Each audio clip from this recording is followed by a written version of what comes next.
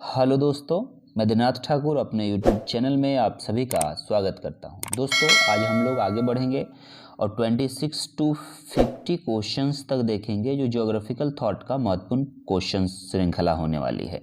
साथ ही साथ दोस्तों, ज्योग्राफिकल थॉट की मैंने कुल 5 वीडियो अपलोड की है जिसको आप डिस्क्रिप्शन बॉक्स के लिंक से आसान से देख सकते हैं, क्योंकि यह वीडियो ज्योग्राफिकल थॉट के आने वाले परीक्षाओं के दृष्टिकोण से काफ़ी महत्वपूर्ण है। चलिए दोस्तों, शुरू करते हैं बिना देर किए। लेकिन यदि आप हमारे चैनल में नए हैं, पहली बार, तो चैनल को जरूर सब्सक्राइब कर लीजिए। साथ ही साथ मैं इसी चैनल के माध्यम से इसी प्रकार के महत्वपूर्ण वीडियो आप लोगों के लिए लाता रहता हूं। तो चलिए दोस्तों, शुरू करते हैं।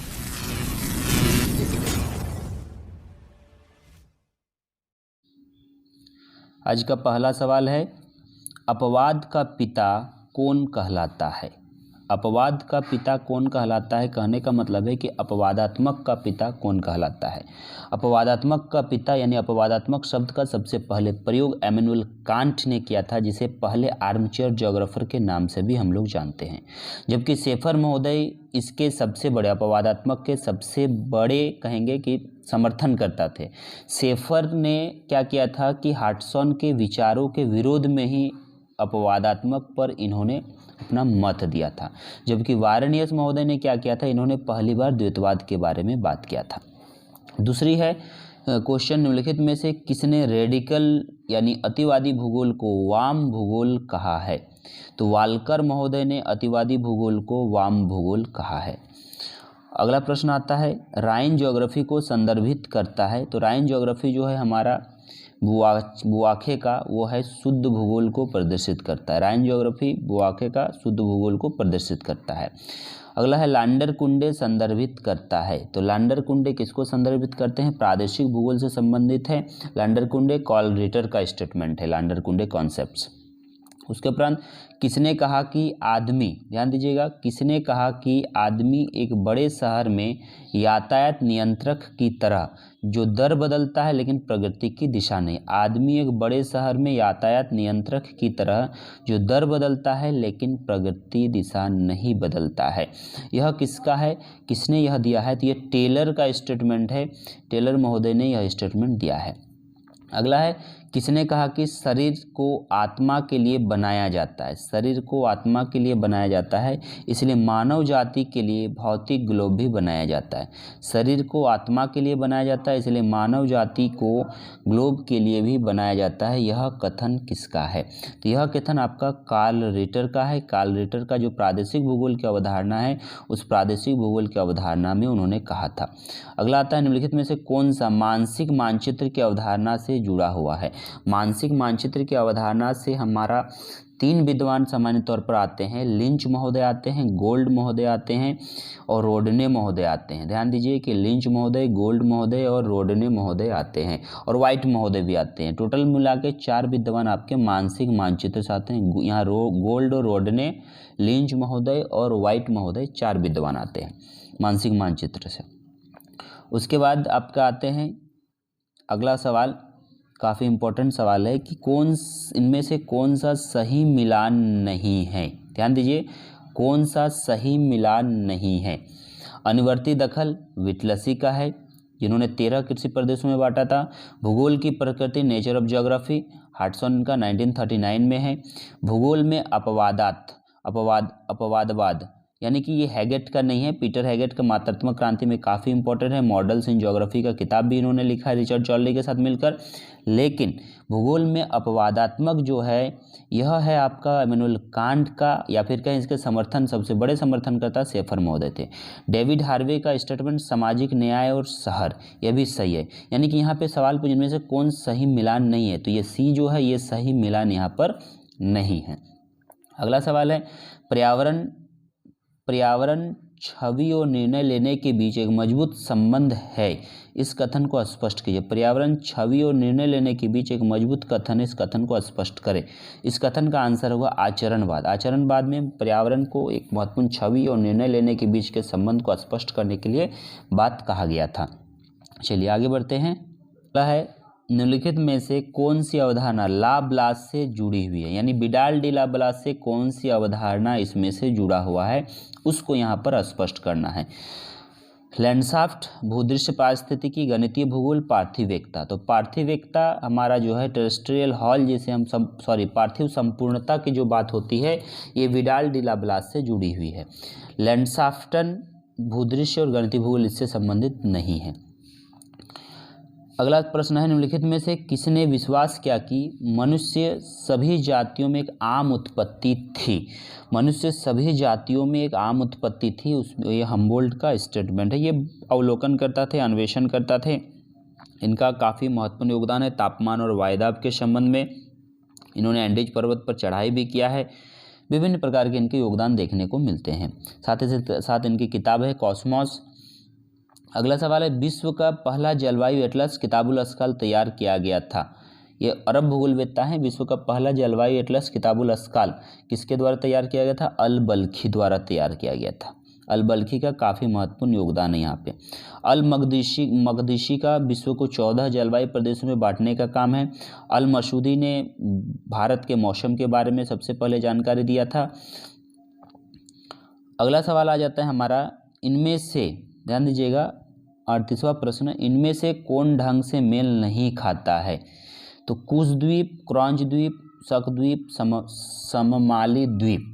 इसमें अगर देखा जाए तो ये आपका भारतीय भूगोलवेत्ताओं के जो मत था द्वीप को लेकर, उसके मानचित्र का जो सेक्शन है उससे ये प्रश्न दिया गया है।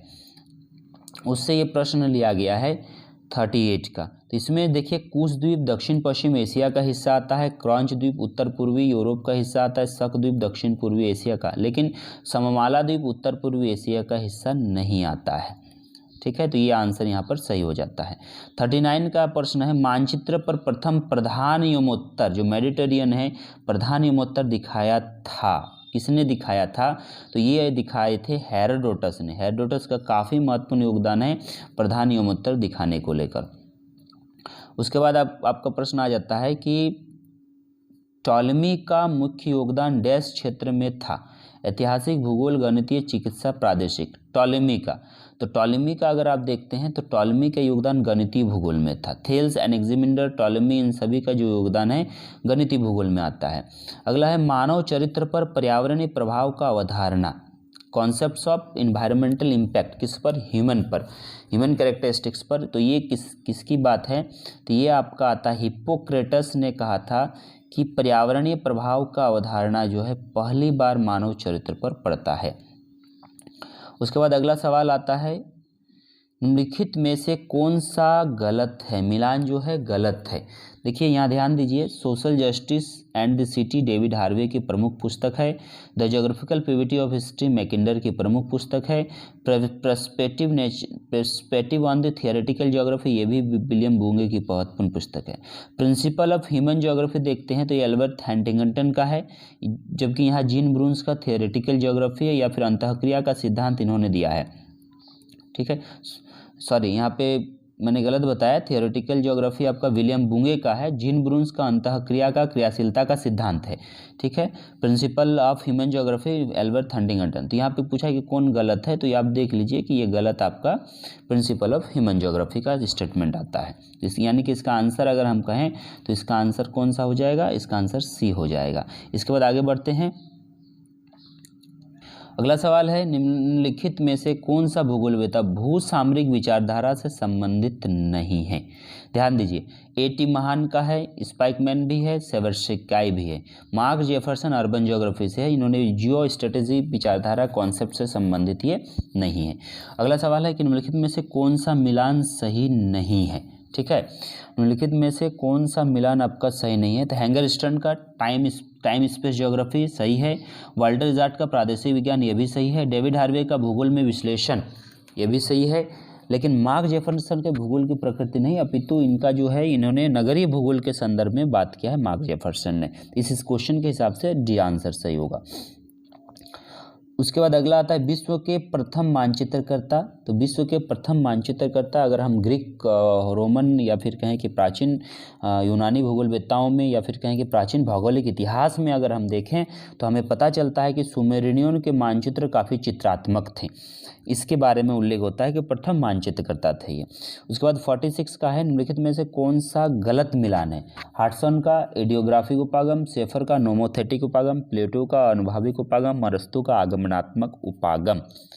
इनमें देखिए आप कि हाडसन का एडियोग्राफिक उपागम सही है, शेफर का नोमोथेटिक था, नियम निर्माण से संबंधित था, अरस्तू का आगमन था, ठीक है, जबकि प्लेटो का निगमनात्मक था। यहाँ ध्यान दीजिए, अरस्तु आगमन, प्लेटो निगमनात्मक था, जबकि यहाँ अनुभाविक है। तो इस क्वेश्चन के हिसाब से ये सही हो जाता है, सी नंबर। 47वां प्रश्न आता है कि किस विद्वान ने कहा था कि प्रादेशिक भूगोल भूगोल का क्रोड है? ध्यान दीजिए, किस विद्वान ने कहा था कि प्रादेशिक भूगोल भूगोल का क्रोड है? तो विडाल डिला ब्लास ने कहा था। 48 है कौन जर्मन का 19वीं शताब्दी का महत्वपूर्ण भूगोलवेत्ता था? जर्मन का 19वीं शताब्दी का महत्वपूर्ण भूगोलवेत्ता अक्सर पेस्चल महोदय थे। उसके उपरांत अगला प्रश्न है निम्नलिखित में से कौन सही मिलान नहीं है? यहाँ भी वही सवाल आता है, सही मिलान नहीं है।